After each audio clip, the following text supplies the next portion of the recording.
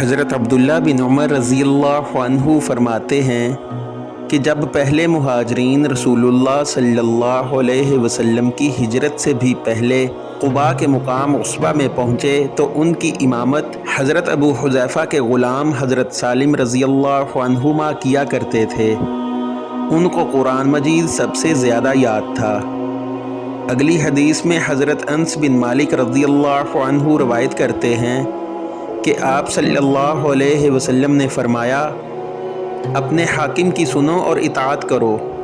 خواہ ایک ایسا حبشی غلام تم پر کیوں نہ حاکم بنا دیا جائے جس کا سر سوکھے ہوئے انگور کے برابر ہو۔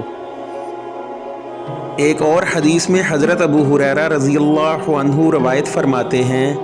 کہ رسول کریم صلی اللہ علیہ وسلم نے فرمایا